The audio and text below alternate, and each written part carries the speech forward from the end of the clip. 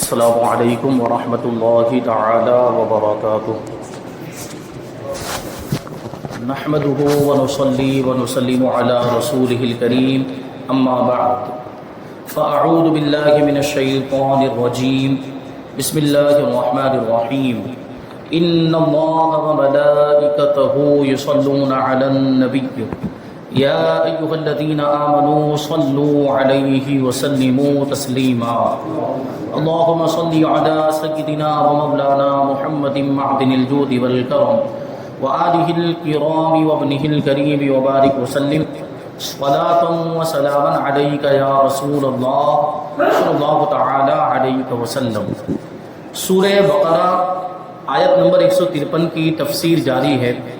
اللہ تبارک و تعالی ارشاد فرماتا ہے یا ایھا الذین آمنوا استعینوا بالصبر والصلاۃ ان اللہ مع الصابرین، اے ایمان والو صبر اور نماز سے مدد مانگو، بے شک اللہ صابروں کے ساتھ ہے، یعنی صبر کرنے والوں کے ساتھ ہے۔ اور اس کے بارے میں کچھ باتیں عرض کی گئی تھی کہ نماز جو ہے وہ مومنین کی معراج ہے، اور معراج میں جب نبی پاک صلی اللہ علیہ وسلم تشریف لے گئے تو اللہ تبارک و تعالی نے تحفے کے طور پر ایمان والوں کے لیے نماز عطا فرمائی، اور صبر کرنا بھی یہ عبادتوں میں معاون ثابت ہوتا ہے، مددگار ثابت ہوتا ہے۔ اس لیے ان دونوں چیزوں سے مدد طلب کرنے کا حکم دیا گیا، اور ان دونوں کو خاص طور پر اس لیے ذکر کیا گیا کہ بدن پر باطنی اعمال میں جن کا تعلق باطن سے ہے، اندرونی کیفیت سے ہے، اس میں سب سے زیادہ سخت جو چیز ہے وہ ہے صبر، اور ظاہری اعمال میں نماز ہے، عبادتیں ہیں، نیک اعمال ہیں، ان میں سب سے زیادہ مشکل نماز ہے۔ اس لیے ان دونوں چیزوں کو ذکر کیا اور ان دونوں چیزوں سے مدد طلب کرنے کا حکم دیا، اور آدمی ان دونوں چیزوں کی اگر پابندی کرنے لگ جائے تو وہ خود بخود دوسری چیزوں پر بھی عمل پیرا ہو جائے گا۔ جیسے کہ صبر ہے، اس کا تعلق باطن سے ہے، اندرونی کیفیت سے ہے۔ اگر آدمی صبر کرنے لگ جائے اور صابر بن جائے تو پھر دوسرے بہت سارے باطنی گناہوں سے اور دوسری بہت ساری روحانی بیماریوں سے وہ بچ جائے گا۔ آدمی اگر صبر کرنے لگ جائے گا تو خواہشات نفسانی پر کنٹرول بھی کرنے لگ جائے گا۔ خواہشات نفسانی پر کنٹرول کرنے کی وجہ سے پھر وہ حسد سے بھی بچے گا، وہ غیبت سے بھی بچے گا، وہ چغل خوری سے بھی بچے گا، اور بہت ساری روحانی بیماریوں سے اور باطنی گناہوں سے بچے گا۔ اور اسی طریقے سے ظاہری اعمال میں نماز کا حال یہ ہے کہ اگر نماز کی پابندی کرنا شروع کر دے تو ظاہری اعمال میں سب سے مشکل جو ہے وہ نماز ہے، تو جب سب سے مشکل عمل کرنے لگ جائے گا تو جو اس سے آسان ہے وہ بدرجہ اولا کرنے لگ جائے گا۔ اور نماز کی تو پھر شان ہی یہ ہے کہ آدمی نماز کا پابند ہو جاتا ہے تو پھر یہی نماز اس کو گناہوں سے بچاتی ہے، یہی نماز اس کو بے حیائیوں سے بچاتی، برائیوں سے بچاتی۔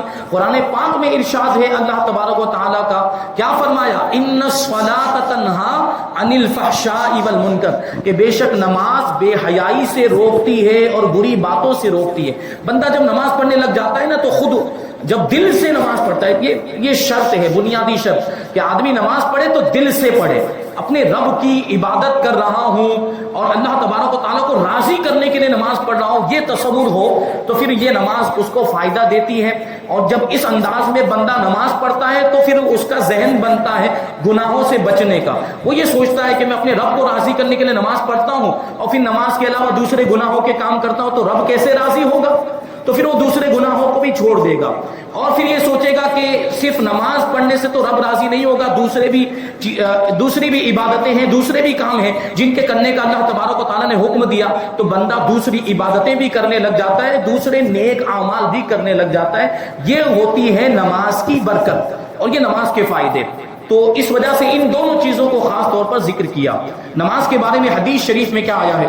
حضور سید عالم صلی اللہ علیہ وسلم بھی نماز سے مدد طلب کیا کرتے تھے، نماز سے مدد چاہتے تھے، جیسا کہ حضرت حذیفہ رضی اللہ تعالی عنہ فرماتے ہیں کہ نبی کریم صلی اللہ علیہ وسلم کو جب کوئی سخت مہم پیش آتی، یعنی جب کوئی مشکل کام پیش آ جاتا، جیسے جنگ پر جانا ہے، سفر میں جانا ہے، تو آپ صلی اللہ علیہ وسلم نماز میں مشغول ہو جاتے تھے، یعنی نماز سے مدد چاہتے تھے۔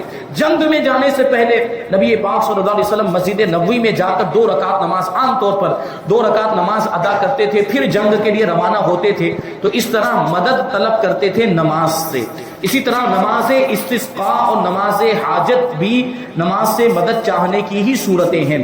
نماز استسقاء کا کیا مطلب ہوتا ہے؟ بارش طلب کرنے کے لیے، بارش کی دعا کرنے کے لیے جو نماز پڑھی جاتی ہے اس کو نماز استسقاء کہا جاتا ہے۔ جب بارش نہیں ہوتی ہے، قحط کا معاملہ ہو جاتا ہے، بہت ٹائم سے بارش بند ہو جاتی ہے، تو نماز استسقاء پڑھی جاتی ہے بارش طلب کرنے کے لیے، اور اس کے بعد دعا کی جاتی ہے اللہ تبارک و تعالیٰ کی بارگاہ میں۔ تو یہ نماز بھی دیکھیں مدد طلب کی جا رہی ہے نماز سے، نماز استسقاء سے، نماز پڑھ کے پھر اللہ تبارک و تعالیٰ کی بارگاہ میں بارش کے لیے دعا کی جاتی ہے۔ اسی طرح نماز حاجت بھی ہوتی ہے۔ حاجت تو آپ سب جانتے ہیں، بندے کی حاجت، بندے کو جب کوئی حاجت پیش آتی تو اس کے لیے بھی ایک نماز ہے، اس کو نماز حاجت کہا جاتا ہے، اس کا اپنا ایک مخصوص طریقہ ہے۔ یہ نماز ادا کرے، پھر اس کے بعد کوئی مخصوص دعا ہوتی ہے پڑھنے کی عربی میں، اس دعا کو پڑھے اور پھر اپنی حاجت اللہ تبارک و تعالیٰ کی بارگاہ میں پیش کرے، تو اس نماز کی برکت سے بندے کی حاجت پوری ہو جاتی ہے۔ تو یہ نماز سے مدد طلب کرنا ہوا کہ نہیں؟ تو یہ چیزیں ہیں۔ آگے اللہ تبارک و تعالیٰ فرماتا ہے ان اللہ مع الصابرین، بے شک اللہ صبر والوں کے ساتھ ہے۔ حضرت علامہ نصر بن محمد سمرقندی رحمۃ اللہ تعالی علیہ فرماتے ہیں کہ اللہ تبارک و تعالیٰ اپنے علم و قدرت کے اعتبار سے ہر ایک کے ساتھ ہے۔ علم و قدرت کے اعتبار سے تو ہر بندے کے ساتھ ہے، بلکہ ساری مخلوقات کے ساتھ ہے۔ اللہ تبارک و تعالیٰ علم و قدرت کے اعتبار سے ساتھ ہونے کا کیا مطلب ہوا؟ کہ ساری چیزوں کو جاننے والا ہے اور ساری چیزوں پر قدرت رکھتا ہے اللہ تبارک و تعالیٰ۔ تو اس اعتبار سے تو وہ ہر ایک کے ساتھ ہے۔ لیکن یہاں صبر والوں کا خاص طور پر اس لیے ذکر فرمایا تاکہ انہیں معلوم ہو جائے کہ اللہ تبارک و تعالیٰ ان کی مشکلات دور کر کے آسانی پیدا فرما دیتا ہے۔ یعنی صبر کرنے والوں، کیا مطلب ہوا کہ علم و قدرت کے اعتبار سے تو صبر والوں کے ساتھ بھی ہے، اور جو صبر نہیں کرتے ان کے بھی ساتھ ہیں۔ تو یہاں خاص طور پر صبر والوں کا ہی کیوں ذکر کیا گیا کہ اللہ تبارک و تعالیٰ صبر والوں کے ساتھ ہے؟ تو اس کا مطلب یہ ہوتا ہے کہ اللہ تبارک و تعالیٰ صبر کرنے والوں کی مشکلوں کو آسان فرما دیتا ہے، ان کی دشواریوں کو دور فرما دیتا ہے، تکلیف کو دور فرما دیتا ہے اور مشقت کو دور فرما دیا کرتا ہے۔ کیونکہ ہم جس کو صبر سمجھتے ہیں نا، ابھی آگے آپ صبر کی تعریف جانیں گے کہ صبر کا مطلب کیا ہوتا ہے، اور صبر کی قسمیں، اس کی 2 قسمیں یہاں پر بنیادی طور پر بتائی گئی۔ لیکن ہم اور آپ جس کو صبر کہتے ہیں اس کا کیا مطلب ہوتا ہے؟ کوئی مصیبت آ جائے تو صبر کرنا، کوئی تکلیف آ جائے تو اس پر صبر کرنا، ہم اور آپ تو یہی سمجھتے ہیں نا۔ تو یہ بھی اگر مراد لیا جائے اور یہ بھی صبر کی تعریف ہو سکتی ہے، یہ بھی صبر کی ایک قسم میں داخل ہے۔ تو اس تکلیف پر بھی اگر ہم صبر کریں تو اللہ تبارک و تعالی ہماری اس تکلیف کو دور فرما دیتا ہے اور مشکلات کو آسان فرما دیتا ہے۔ تو اس آیت کریمہ میں صبر کا ذکر ہوا۔ اب صبر کا مطلب کیا ہوتا ہے وہ بیان کرتے ہیں۔ صبر کا معنی ہے نفس کو اس چیز پر روکنا جس پر رکنے کا عقل اور شریعت تقاضا کر رہی ہے۔ نفس کو روکنا، دیکھیے تکلیف میں بھی روکنا پایا جاتا ہے۔ تکلیف میں روکنا کس اعتبار سے کہ کوئی تکلیف آئی، کوئی مصیبت آئی تو آدمی اپنے آپ کو ناشکری کے الفاظ سے روکے، آدمی اپنے آپ کو شکوہ اور شکایت سے روکے، یہ بھی صبر ہوتا ہے۔ آدمی شکوہ کے الفاظ زبان پر نہ لائے، شکایت کے الفاظ زبان پر نہ لائے، تو نفس کو روکنا پایا گیا یہاں پر۔ تو اسی طریقے سے عبادتوں پر بھی بندہ اپنے آپ کو روکتا ہے، عبادت کی پابندی کرتا ہے، جبکہ دوسری بہت ساری چیزیں ہیں جو عبادت سے غافل کرنے والی ہے، لیکن ان ساری چیزوں پر توجہ نہ دیتے ہوئے بندہ عبادت میں مشغول ہو جاتا ہے اور عبادت کرتا ہے، نماز کو مکمل کر لیتا ہے، انجام دے لیتا ہے، تو یہ بھی ایک طرح کا صبر ہے۔ یا یہ کہ نفس کو اس چیز سے باز رکھنا، نفس کو اس چیز سے روکنا جس سے روکنے کا عقل اور شریعت تقاضا کر رہی ہے، جیسے گناہوں سے رکنا، گناہوں سے رکنا، گناہوں سے باز رہنا، نفس کو روکنا گناہوں سے، یہ بھی صبر میں داخل ہے۔ صبر کی بنیادی طور پر 2 قسمیں ہیں۔ بدنی صبر جس کا تعلق جسم سے ہوتا ہے، جیسے بدنی مشقتیں برداشت کرنا اور ان پر ثابت قدم رہنا، جو میں نے ابھی عرض کیا، اور دوسرے نمبر پر جو ہے وہ صبر کی قسم طبعی خواہشات اور خواہش کے تقاضوں سے صبر کرنا، یعنی نفسانی خواہشات، فطری خواہشات جو بندے کے دل میں پیدا ہوتی ہیں ان پر صبر کرنا۔ اس کا مطلب کیا ہوتا ہے کہ خواہشات نفسانی کو پورا نہ کرنا، کیونکہ آدمی جب ساری خواہشات نفسانی کو پورا کرنے لگ جاتا ہے تو وہ دنیا میں مگن ہو جاتا ہے، وہ دنیا کی رنگینیوں میں کھو جاتا ہے. اب ظاہر سی بات ہے جو بھی نفس تقاضا کر رہا ہے، جو بھی اس کے دل میں خواہش پیدا ہو رہی ہے وہ پورا کرنے لگ جاتا ہے. یہ کھانا ہے تو وہ کھانے لگ جاتا ہے، یہ پینا ہے تو وہ پینے لگ جاتا ہے، یہ پہننا ہے وہ پہننے لگ جاتا ہے. تو اس طرح وہ دنیا میں ہی گم ہو کر رہ جاتا ہے اور نفسانی خواہشات کو پورا کرتے کرتے وہ اپنے رب سے غافل ہو جاتا ہے، رب کی عبادت سے غافل ہو جاتا ہے. تو نفسانی خواہشات کو پورا نہ کرنا یہ صبر کی دوسری قسم ہے. پہلی قسم کا صبر جب شریعت کے موافق ہو تو قابل تعریف ہوتا ہے، یعنی مصیبتوں پر صبر کرنا، مشقتوں پر صبر کرنا. لیکن مکمل طور پر تعریف کے قابل صبر کی دوسری قسم ہے، یعنی خواہشات نفسانی پر عمل نہ کرنا، طبعی خواہشوں کو پورا نہ کرنا، یہی زیادہ قابل تعریف ہے صبر کی جو قسم ہے. قرآن و حدیث اور بزرگان دین کے اقوال میں صبر کے بے پناہ فضائل بیان کیے گئے ہیں. ترغیب کے لیے یعنی رغبت دلانے کے لیے یہاں پر 10 فضائل بیان کیے جاتے ہیں. پہلی فضیلت جو اس آیت کریمہ کے اندر بیان کی گئی کہ اللہ تبارک و تعالیٰ صبر کرنے والوں کے ساتھ، یہ بہت بڑی فضیلت ہے. اللہ تبارک و تعالیٰ صبر کرنے والوں کی مدد فرماتا ہے، اللہ تبارک و تعالیٰ ان کے ساتھ ہے. تو صبر کرنے والوں کے لیے کتنی بڑی فضیلت ہے. دوسری فضیلت، صبر کرنے والوں کو ان کے اعمال سے بھی اچھا اجر ملے گا. جو وہ عمل کر رہے ہیں صبر کی برکت سے اللہ تبارک و تعالیٰ عمل سے بھی زیادہ ثواب عطا فرمائے گا، اس کا یہ مطلب ہوا. اور تیسری فضیلت، صبر کرنے والوں کو بے حساب اجر ملے گا. دیکھیے اوپر تو بتایا کہ عمل سے زیادہ اجر ملے گا، اور یہاں کیا بتایا جا رہا ہے کہ بے حساب، جو زیادہ ہوگا اس کا بھی کوئی حساب نہیں ہوگا. اللہ تبارک و تعالیٰ اپنے فضل و کرم سے جتنا چاہے گا اجر عطا فرمائے گا. فرمایا آیت کریمہ انما یوفی الصابرون اجرهم بغیر حساب، کہ صبر والوں کو ان کا اجر، ان کا ثواب بے حساب دیا جائے گا، بے شمار دیا جائے گا، اس کی کوئی لمٹ نہیں ہوگی. اور نمبر 4، صبر کرنے والوں کی جزا دیکھ کر قیامت کے دن لوگ حسرت کریں گے، افسوس کریں گے.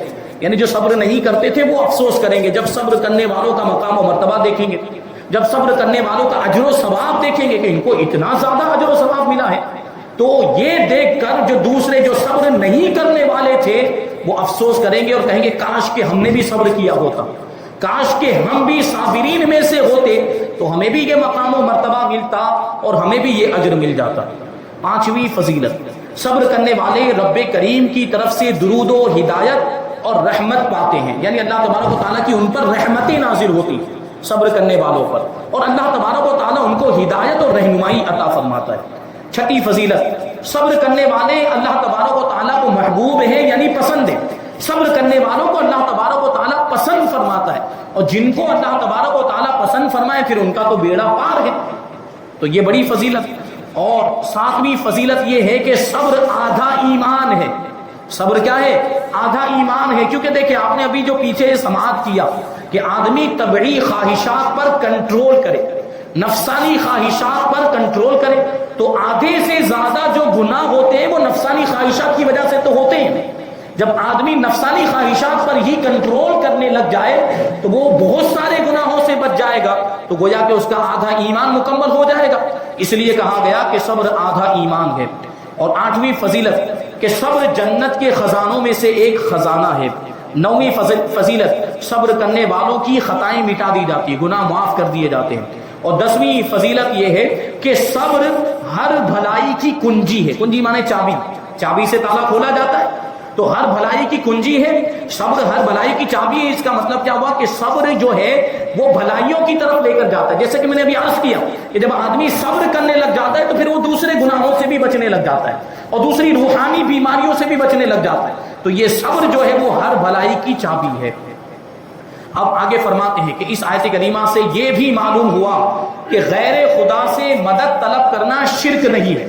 جو یہ فتویٰ لگایا جاتا ہے، یہ بد مذہب، یہ وہابی، دیوبندی، جماعتی، یہ ہم پر یہ فتویٰ لگاتے ہیں کہ غیر اللہ سے مدد مانگنا شرک ہے. یہ اللہ کے ولیوں سے مدد مانگتے ہیں، یہ نبیوں سے مدد مانگتے ہیں. تو جو اللہ کے ولیوں سے مدد مانگے، جو نبیوں سے مدد مانگے وہ مشرک ہے. کیونکہ اللہ تبارک و تعالیٰ قرآن مجید میں ارشاد فرماتا ہے ایاک نعبد و ایاک نستعین، سورہ فاتحہ کی آیت کریمہ. وہاں پر بھی میں نے عرض کیا تھا کہ اے اللہ ہم تیری ہی عبادت کرتے ہیں اور تجھی سے مدد چاہتے ہیں.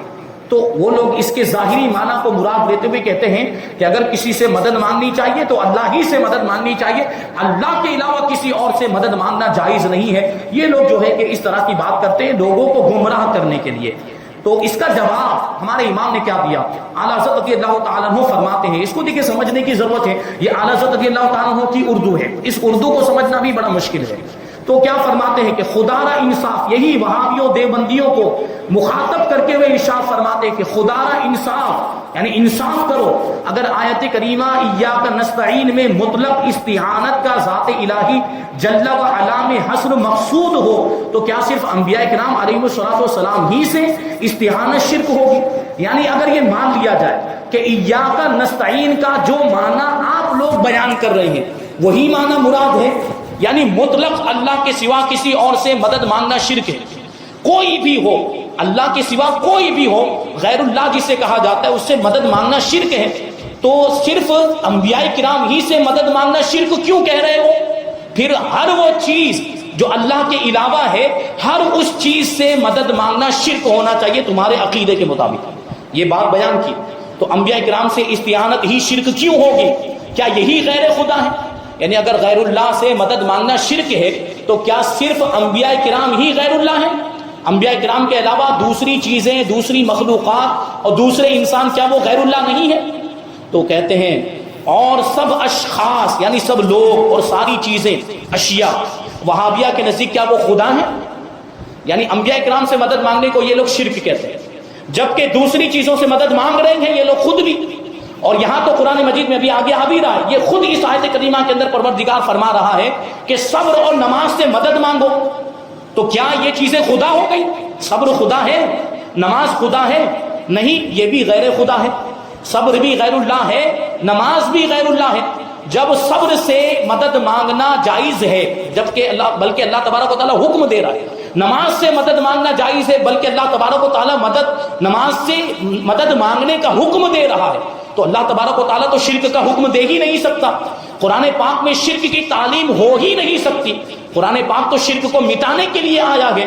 تو جب قرآن مجید کے اندر غیر اللہ سے مدد مانگنے کی تعلیم دی گئی تو تم نے انبیاء کرام کو اور اللہ کے محبوب بندوں کو خاص کیسے کر لیا؟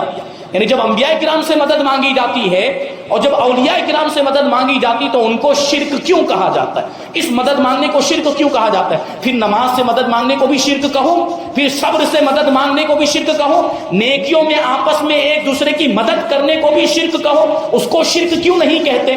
ڈاکٹر کے پاس جاتے ہو، ڈاکٹر سے مدد مانگتے ہو، اس کو بھی پھر شرک کہو۔ پولیس والے کو فون کرتے ہو، جب کوئی کیس ہو جاتا ہے، جب کوئی حادثہ ہو جاتا ہے تو پولیس والے کو فون کر کے بلاتے، پولیس والے سے مدد مانگتے کہ نہیں مانگتے ہیں؟ یا کسی افسر سے مدد مانگتے ہیں یا کسی اور دنیا دار سے یا کسی اور دوسری چیز سے، اشیاء سے مدد مانگتے، تو پھر ان ساری چیزوں کو بھی، ان ساری مددوں کو بھی شرک کہنا چاہیے؟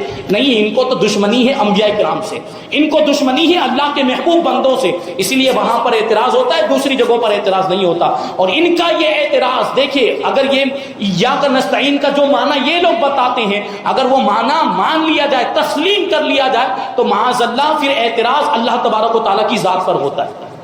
اعتراض کس پر ہوتا ہے؟ اللہ تبارک و تعالیٰ کی ذات پر، کہ ایک طرف تو اللہ تبارک و تعالیٰ یہ فرماتا ہے کہ اللہ ہی سے مدد مانگنی چاہیے، اللہ ہی سے، اگر ان کا بتایا ہوا معنی صحیح مان لیا جائے بفرض محال، وہ معنی درست نہیں ہے، لیکن ہم ان کو الزامی جواب کے طور پر یہ کہتے ہیں کہ اگر تمہارا بتایا ہوا معنی ہم تسلیم کر لیں تو پھر تو یہ ہوگا کہ اللہ تبارک و تعالیٰ ایک جگہ پر یہ کہہ رہا ہے کہ مجھی سے مدد مانگو، میرے علاوہ کسی اور سے مدد مانگنا شرک ہے، اور دوسری جگہ پر یہ کہہ رہا ہے کہ صبر سے مدد مانگو، اور دوسری جگہ پر یہ کہہ رہا ہے کہ نماز سے مدد مانگو، تو کیا اللہ تبارک و تعالیٰ شرک کی تعلیم دے رہا ہے؟ یہ تو محال ہے، ناممکن ہے، یہ ہو ہی نہیں سکتا ہے۔ تو ان کا بتایا ہوا معنی خود ہی قرآن پاک کی آیتوں سے غلط ثابت ہو گیا۔ یہ آیت کریمہ آپ نے سماعت کی، اس آیت کریمہ سے ہی انہوں نے جو من گھڑت معنی اپنے اعتبار سے جو انہوں نے بنا دیا وہ معنی خود ہی غلط ثابت ہو گیا۔ تو اس کو کہتے ہیں کہ انبیاء کرام کی استعانت ہی شرک کیوں ہوگی؟ کیا یہی غیر خدا ہیں؟ اور سب اشخاص اور اشیاء وہابیہ کے نزدیک کیا خدا ہیں؟ یا آیت میں خاص انہی کا نام لے دیا ہے؟ یا ایاک نستعین میں کیا صرف انبیاء کرام کا نام آیا ہے کہ اللہ کے علاوہ انبیاء کرام سے مدد مت طلب کرو، ایسا آیا ہے؟ نہیں آیا۔ کہ ان سے شرک اوروں سے روا ہے، یعنی ان سے مدد مانگو، انبیاء کرام سے مدد مانگو تو شرک ہو جائے، اور دوسری مخلوقات سے مدد مانگو تو شرک نہ ہو؟ نہیں، ایسا تو کہیں نہیں ہے۔ جب مطلقاً ذات احدیت سے تخصیص اور غیر سے شرک ماننے کی ٹھہری، یعنی تم نے یہ عقیدہ بنا لیا کہ مدد صرف اللہ تبارک و تعالیٰ سے مانگی جا سکتی ہے اور اللہ کے علاوہ سے مدد مانگنا شرک ہے، جب تم نے یہ عقیدہ بنا دیا ہے تو پھر کیسی ہی استعانت ہو، یعنی کیسی ہی مدد ہو کسی غیر خدا سے کی جائے، ہمیشہ ہر طرح شرک ہی ہوگی تمہارے عقیدے کے مطابق۔ یعنی جب تم نے یہ مان لیا کہ غیر اللہ سے مدد، تو پھر غیر اللہ میں جو بھی آئے، صرف انبیاء کرام کی کیا تخصیص، پھر انبیاء کرام کے علاوہ بھی اگر کوئی چیز ہے اس سے بھی اگر مدد مانگی جائے تو وہ بھی شرک ہونا چاہیے تمہارے عقیدے کے مطابق، کہ انسان ہو یا جمادات یعنی بے جان چیزیں ہوں، احیاء ہوں یا اموات ہوں یعنی زندے ہوں یا مردے ہوں، ذوات ہوں یا صفات ہوں، ذوات مطلب جیسے ہماری ذات، صفات مطلب جو ہمارے اندر خوبیاں پائی جاتی ہیں وہ ہو، افعال ہوں یا حالات ہوں، ہم جو کام کرتے ہیں وہ ہوں یا حالات ہو، غیر خدا ہونے میں سب داخل ہیں، یہ ساری چیزیں غیر خدا ہیں۔ اب کیا جواب ہے آیت کریمہ کہ رب آیت کریمہ کا کیا جواب دیں گے کہ اللہ تبارک و تعالیٰ فرماتا ہے وَاسْتَعِینُوا بِالصَّبْرِ وَالصَّلَاةِ، کہ صبر اور نماز سے مدد طلب کرو، صبر اور نماز سے استعانت کرو۔ کیا صبر خدا ہے جس سے استعانت کا حکم ہوا ہے؟ کیا نماز خدا ہے جس سے استعانت کو ارشاد کیا گیا ہے؟ استعانت کا مطلب یہ ہوتا ہے مدد طلب کرنا۔ دوسری آیت میں اللہ تعالیٰ فرماتا ہے وَتَعَاوَنُوا عَلَى الْبِرِّ وَالتَّقْوَىٰ، آپس میں ایک دوسرے کی مدد کرو بھلائی اور پرہیزگاری پر۔ دیکھیے آپس میں ایک دوسرے کی مدد کرنے کا حکم دیا جا رہا ہے، اگر آپس میں ایک دوسرے سے مدد طلب کرنا یہ شرک ہوتا تو اللہ تبارک و تعالیٰ اس کا حکم نہیں دیتا۔